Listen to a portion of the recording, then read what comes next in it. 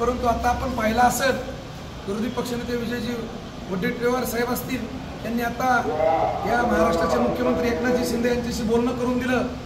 सगळ्या जनसमुदायाला या ठिकाणी मुख्यमंत्र्यांनी संबोधित केलं आणि आश्वासन दिलंय की उद्या या ठिकाणी सरकारचं शिष्टमंडळ या ठिकाणी उपोषणाला भेट देईल। उद्या भेट दिल्यानंतर जर शिष्टमंडळानं सकारात्मक तोडगा जर काढला आणि उपोषण पाठीमागं घेतलं तर खरोखर या ठिकाणी आम्हाला सर्व ओबीसी समाजाला आनंदाची बातमी या ठिकाणी सरकारच्या वतीनं आणि ठाकरे सरांच्या वतीने भेटेल अशी आम्हाला आशा आहे। परंतु भविष्यात उद्या जर तोडगा सकारात्मक निघाला नाही आणि त्यावरही आणखी उपोषण चालू ठेवण्याची वेळ ठाकरे सरांवर आणि वाघमारे साहेबांवरती राहिली तर हा ओबीसी समाज शांत बसणार नाही आणि पुढचं आंदोलन तीव्र करण्याची भूमिका या सर्व समाजाची आहे। तुम्ही एक राजकीय व्यक्तिमत्व आहात, तुम्ही नगरसेवक आहात। आता काही समर्थकांच्या प्रतिक्रिया जाणून घेत असताना तळागाळातला ओबीसी हा राजकारणात आल्याशिवाय खऱ्या अर्थानं या आरक्षणाचं महत्त्व आम्हाला फायदा होणार नाही असं काहीच वक्तव्य आलंय। तर तुम्ही या आरक्षणाकडे ओबीसी आरक्षणाकडे कोणत्या दृष्टीनं कशा दृष्टीनं बघता? आपण बघितलं की आरक्षण हे आपल्या संविधानाचे जनक डॉक्टर बाबासाहेब आंबेडकरांनी ज्या दिवशी दिलं संविधान ओबीसी मध्ये कुठल्या जाती जमाती असल्या पाहिजेत त्याची कारणं काय या सगळ्या कारणासहित त्यांनी संविधानात ह्या सगळ्या आरक्षणाचा समाविष्ट केला। आणि आता जो लढा चालू झालाय की राजकीय व्यक्तींनी त्याच्यात सहभागी तळागाळातलं घेतलं पाहिजे।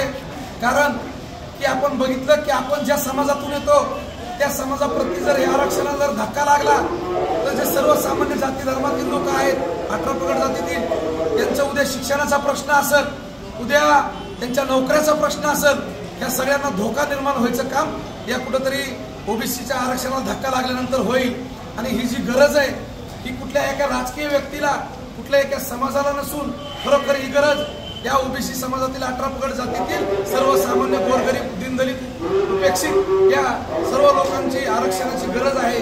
त्यामुळे या ठिकाणी लढा तळागाळातील लोकांनी सहभागी होण्याची तेवढीच गरज आहे। उपोषणकर्त्याची मागणी आहे की लेखी स्वरूपामध्ये त्यांना ओबीसी आरक्षणाला धक्का लागणार नाही असं सरकारकडून लेखी हवं आणि आपण म्हणताय सकारात्मक तोडगा नेमकं काय हवा आहे तुम्हाला? सरकार सकारात्मक तोडगा म्हणजे तेच की आम्ही फक्त एका ओळीत उत्तर लिहून द्या म्हणतो, एका ओळीत आमचं लेखी तुमचं म्हणणं लिहून द्या सरकारच्या वतीनं की बाबा ओबीसी आरक्षणाला आम्ही कसल्याही प्रकारचा या ठिकाणी धक्का लावणार नाही ही आमची प्रमुख मागणी आहे। आणि ते जर लेखी आश्वासन सरकारने दिलं तर तीच सकारात्मक चर्चा आहे। कारण की आमची प्रमुख मागणी आणि सगळ्या म्हणजे अशा काय लय लांबलचक मागणी आम्ही काय हाताची हे करणार नाही, परंतु सकारात्मक चर्चा म्हणजेच लेखी आश्वासन सरकारने द्यावं लागेल की आम्ही ओबीसीच्या आरक्षणाला कसल्याही प्रकारचा धक्का लावणार नाही। त्यावेळेसच हे उपोषण सुरू आणि सकल ओबीसी समाज आपलं आंदोलन बंद करतो। सुद्धा नागरिक या ठिकाणी या उपोषण स्थळी येणाऱ्या जाणाऱ्या आमच्या सरकारची सर्वसामान्य लोकांची खायची पाण्याची व्यवस्था असेल किंवा चहा पाण्याची व्यवस्था असेल या ठिकाणी अहोरात्र या ठिकाणी ते उभा आहेत आणि येणाऱ्या जणांचा या ठिकाणी मान सन्मान करून या ठिकाणी सगळे या ठिकाणी हजर आहेत। माझ्या माहितीप्रमाणे मी त्यांचे स्टेटमेंट वाचले त्यावेळेस त्यांनी स्पष्टपणे जाहीर सभेतून ह्याच्यातून सांगितलं की ओबीसी समाजाला धक्का न लावता मराठा समाजाला आरक्षण दिलं पाहिजे। त्याच्याकडे माझ्याकडे एक प्लॅन आहे, सरकारने माझ्यासोबत चर्चा करावी इथपर्यंत त्यांनी भूमिका आपली मांडली होती।